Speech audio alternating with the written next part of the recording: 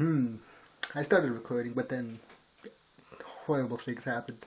So, um, the game I'm talking about today is Arx Fatalis, and a dungeon crawling first person RPG that was made in 2002 by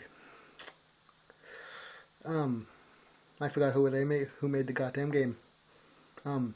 Yeah, Arx Fatalis, a dungeon crawling RPG.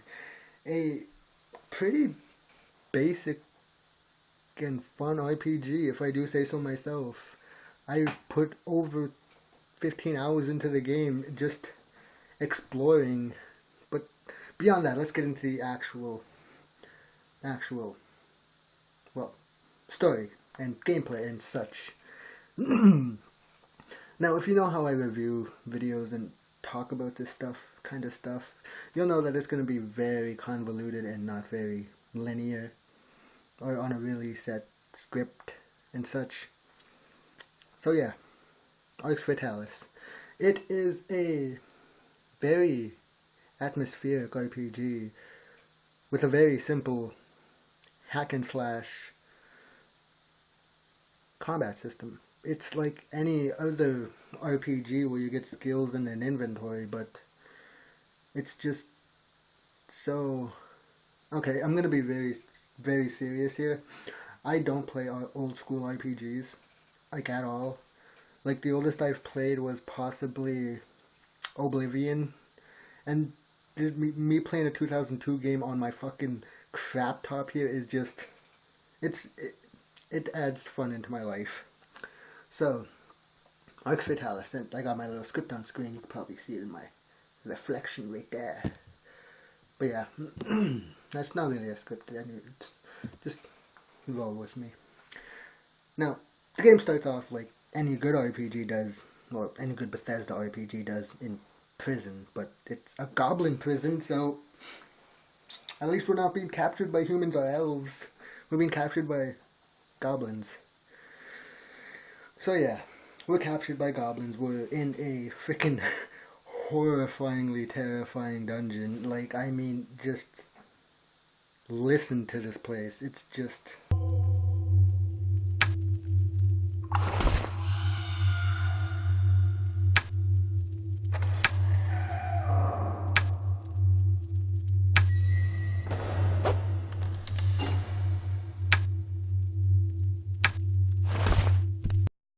dumb. Those ambient noises, they're all in the fucking dungeon. Yeah, goblin dungeon, and that's just scary for the first part, because the last thing I want to hear is torment and torture, because I already hear that enough in my head, and I don't need more of that. But yeah, it's perfect for the frickin' place. It's just amazing. The game starts off with a cutscene of your character teleporting into the dungeon and promptly being dragged away by the goblins, ending up in the sex camp.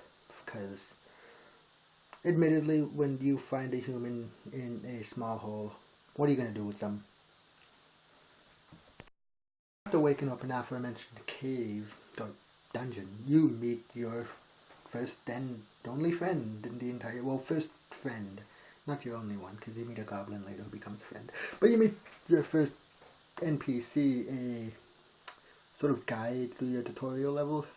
He basically tells you there's a way out of your dungeon, which of course there is. So yeah, you go through the dungeon, you do the thingies. So you go through the dungeon, you clear out everything, and you go and free what's his face. And that's when he tells you about the rest of the world, the Travelers Guild, the fact that the entire world is buried underground. May have sort of skipped over that, but yeah, I don't know much about the story. Everything's underground apparently because the sun died out, and I'm pretty sure if that happened, we could probably do that. I mean, if Vsauce taught me anything, it's, yeah, we could live underground for quite a while, but not long, so it's a fleeting effort. So yes, we are underground in a dungeon surrounded by goblins and helping someone we don't know. Why does this sound like every other Thursday? Combat for Arx Fatalis is somewhat difficult. It's all first person and you can swing and fucking decapitate enemies, which you'll see here in a second. See? It's fucking beautiful. You can decapitate people, but the combat is very slow and it's kind of a bother, but at the same time it is still fun because it is an old school RPG and you just gotta learn to accept these kind of things with these kind of games. I mean, I wouldn't be playing Pac-Man and getting pissed off about the fact that I couldn't go in three-dimensional because we all know how perfect that went. But yeah, combat is fun, if a bit clunky. But I got a sword now, so I should be good. But yeah, the combat is clunky, fun, and definitely is worth a try. I mean, I put 12 hours into this game, and all I've been doing is cutting people up. There's magic in this, and the magic is very difficult too. Not very fun other than lighting torches. But yeah, the combat, as you can see, is just clunky, slow, and at the time, I guess, is not very good because Morrowind came out before this, if I recall correctly, and I don't hold that against me. But yeah, there were better games that came out, and this was just trying, I guess. It's fun. I mean, I could decapitate people, and that's fun. But let's talk about something else, shall we? No, my god, what the hell's in here?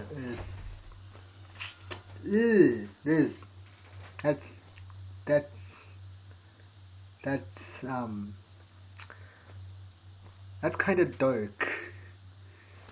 He's hanging there, and I could touch him and hit him. This is like right next to the freaking. This is like not even that far into the game, and I already found someone who committed suicide in a fucking jail cell. So that's the level this game is gonna be on from now on. I mean, there's not even no windows. They can't even talk to each other. It's God. That would suck. Yeah, I can't blame him. I'd probably do the same. Yeah, that's something I found that really fucking caught me off guard when I first went in there. And I didn't discover it till I was fucking recording this, so yeah. Let's talk about something else. Magic. Now, the first spell you get is an illumination spell, which lights campfires, torches, and other things. Now, the way you do magic is with the mouse and holding down control, and using runes as a sort of indication of what you're supposed to do when you're magic. I still don't fully understand it, and I haven't even gotten into the magic because I've been decapitating goblins like a motherfucker. But yeah, the magic is very convoluted to me. As I said, it has these runes you can use which activate a little indicator that shows you what you're supposed to do. But I've only gotten one spell and a few other runes throughout my playthrough, and haven't really been able to do much magic with them. The magic is very difficult. Well, to me, because I'm more or less used to pushing a button and having a fireball come out of my hand and not doing this entire fucking charade of freaking doing shapes and shit, trying to figure. This isn't scribble knots. I'm not good at art. I mean, I am good at art. I draw stuff, but I'm not good with mouse and keyboard. I can draw with a pencil. That's about it. But yeah, the magic is so convoluted on this, I'm not a fan of it. But let's talk about something else. One of the major issues I have with this game is a lot of the textures don't load correctly for me, and I have serious frame rate issues, but it's not horrible. Like, I cannot play the game with how bad the textures and loading is. I can still play it decently, but there is a lot of studying in that for me. As you can see, I'm trying to fucking figure this shit out, but it is not cooperating. I guess it's because my The laptop is not really the top of the line model, but I guess I can understand that. I've tried everything to fix these little texture issues and nothing really helps. Other than just turning everything down and just plain like that. You can adjust the fog, which is pretty cool, but it helps me out a bit, but it's not really that much. It's a cool little feature, and I'm glad they added so much. Well, I guess not really so much. I'm really pissed off that I can't run this 2002 game on my 2012 fucking laptop. That is such a piss off. I mean, God forbid all I want to do is play a crappy RPG or a fucking shooter. But no, I gotta jump through hoops and try and get the shit running correctly. And I still did not get rid of the texture issues. Those things are major piss-offs. But hopefully I'll be able to figure something out in the future. But until then, let's talk about something else. I really don't know what to say about this review other than it's not really a review, more of a look at. I have a couple of pros, cons, and somewhat good, bad stuff about the game I want to talk about. The pros for this game are the fucking sound is just amazing. The exploration, because there are a lot of secrets you can find. Fucking lore books, which is just fun to read. It really adds in depth to the freaking story. You can cook. Yeah, the AI for this game is good. I mean, you'll have enemies run away to go get bigger enemies or more enemies. It's small things like enemies going to get reinforcements. Some of them just running away and just refusing to fight you. And just if you do the right things, you won't have to go through combat because you'll just be an accepted member of society, I guess. Some of the halfway good and halfway bad stuff is the voice acting. I'm no voice actor, or do I know any voice actors? Or do I, converse with people who do? But the voice acting for this is pretty horrible. But at the same time, it adds its own little charm to the story. I mean, Shigar sounds like a freaking twat, I'll say that much.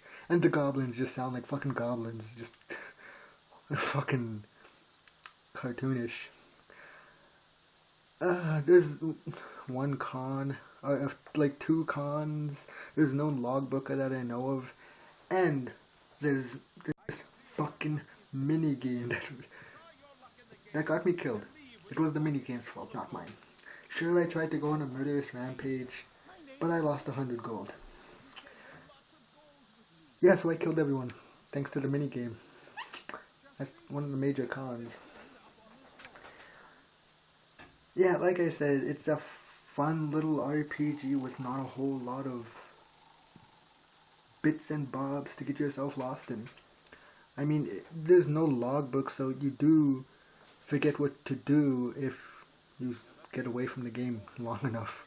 Or even trying to figure out what the hell you're supposed to do next. Like, it took me quite a while to figure out how to get past the goblins. And in order to do that, you gotta go free a prisoner,